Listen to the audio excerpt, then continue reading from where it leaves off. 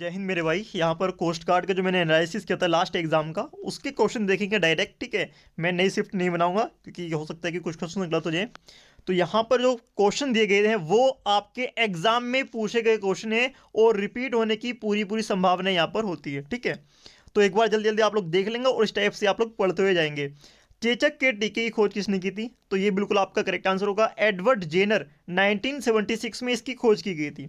अगला क्वेश्चन है, hydraulic lift का सिद्धांत क्या है? ये किस सिद्धांत पर काम करता है? तो ये पास्कल के नियम पर काम करता है।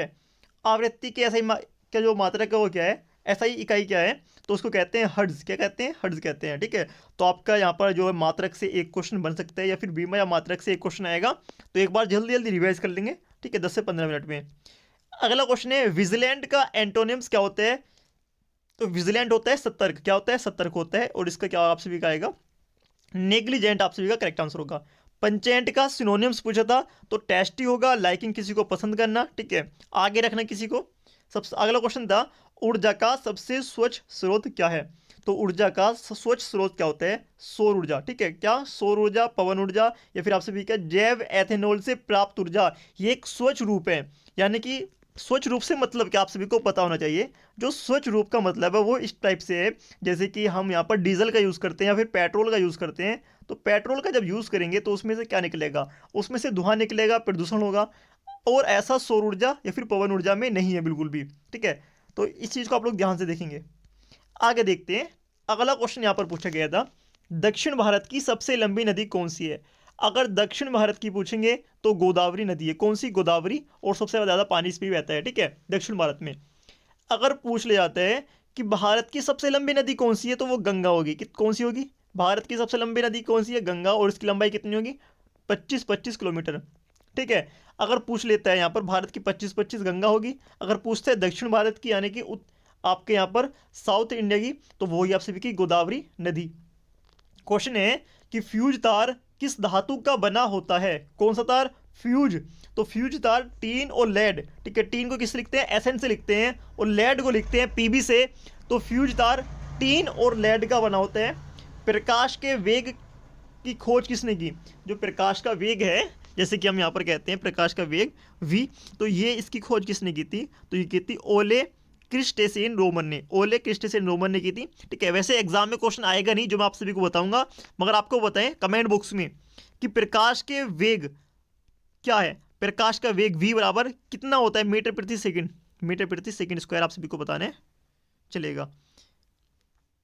अगला क्वेश्चन आपसे भी कहते हैं, भारत माता नामक चित्र किसने बनाया था? जो भारत माता नामक चित्र है वो किसने बनाया था? ठीक है, भारत माता नामक चित्र ये आप सभी को पता चल जाएगा। 1904 में भारत के प्रसिद्ध चित्रकार अवनिंद्रनाथ टैगोर ने, ठीक है, इन्होंने बनाया था।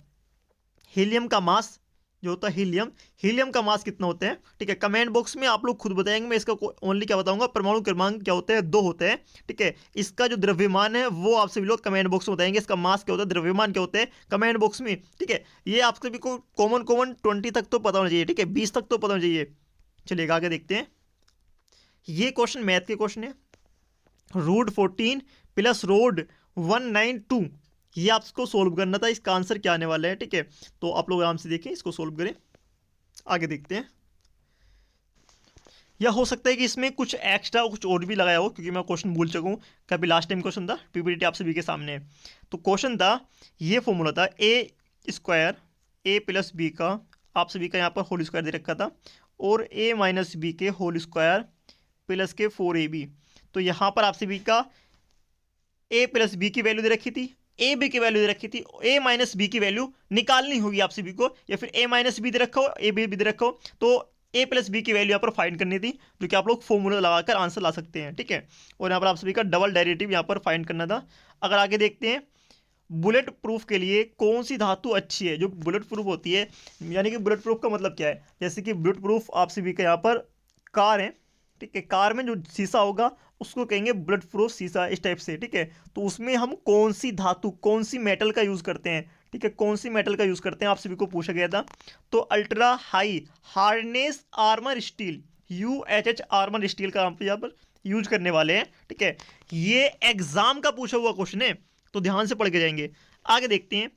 बोस ने अपने अनुयायी को जय हिंद का अमर नारा दिया, ये कब दिया था? 21 अक्टूबर 1943 में सुभाष चंद्र बोस ने आजाद हिंद फौज के सर्वोच्च सेनापति की हैसियत से सिंगापुर में स्वतंत्र भारत की अस्थायी सरकार आजाद हिंद फौज की स्थापना की थी। ठीक है, इसमें से क्वेश्चन पूछे गए थे, 2 क्वेश्चन आपसे भी पूछे गए थे, तो मैंने पूरा पैराग्राफ यहाँ पर लिखा है, तो यहाँ पर देख लेंगे कि कब की थी स्थापना। 21 अक्टूबर 1943 में। कहाँ पर की थी? सिंगापुर में। और क्या की थी? सुभाष चंद्र बोस ने आजाद हिंद सरकार की स्थापना की थी।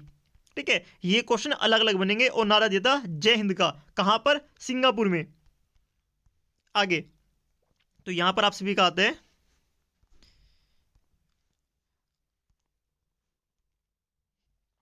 Which gas is field in electric bulb. Bulb, जो बल्ब होते हैं उनमें कौन सी गैस भरी जाती है? तो आर्गन करेक्ट आंसर होगा। क्वेश्चन है which gas is field in cold drink. ठीक है, जो कोल्ड ड्रिंक होती है उसमें कौन सी गैस भरी जाती है? यानी कि जब हम कोल्ड ड्रिंक पीते हैं ना, तो उसमें गैस मिक्स होती है। अगर आप लोगों ने कभी ठेले पर जाकर या फिर जो फुटकर में बेचते हैं, ठीक है, जो चौराहों पर बेचते हैं, रोड पर बेचते हैं, एक कोल्ड ड्रिंक होती है सस्ती वाली, तो उसमें आप लोग देखेंगे तो कार्बन डाइऑक्साइड उसमें फिल की जाती है। तो 1 जनवरी 2005 को वेडनेसडे है, तो 15 मार्च 2006 को कौन सा दिन होगा? ठीक है, तो यहाँ पर ये क्वेश्चन आप सभी को करना था। कब? 1/1/2005 को, 1/1/2005 को क्या है? वेडनेसडे है, बुधवार है, मंगलवार है। तो 15 मार्च 2006 को क्या होगा? 15/3/2006 को क्या होगा? ठीक है, ये आप सभी को सोल्व करना था।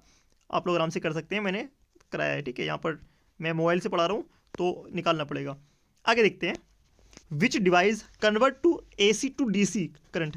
कौन सा जो डिवाइस है वो AC को DC में कन्वर्ट करता है? तो वो करता है रेक्टिफायर। कौन सा करता है? रेक्टिफायर इसको चेंज करता है, याद रखेंगे। भारत की सिलिकॉन वैली किसे कहा जाता है? तो सिलिकॉन वैली बेंगलोर को कहा जाता है। भारत की सिलिकॉन वैली बेंगलोर को कहते हैं। दूध की शुद्धता हम मापते हैं लैक्टोमीटर से। अगर दूध का क्वेश्चन आएगा तो आंसर लगाएंगे लैक्टो से संबंधित। आगे, which one is odd one. Question important है, ध्यान से देखेंगे। Which one is odd one, तो ये क्वेश्चन कैसे करेंगे आपको बताना है। पटेटो, कैरेट, रेडिश, टमाटो, ये आप सभी का जो क्वेश्चन है वो है रीजनिंग का। ठीक है, तो इसमें जो करेक्ट आंसर होगा वो कौन सा होगा?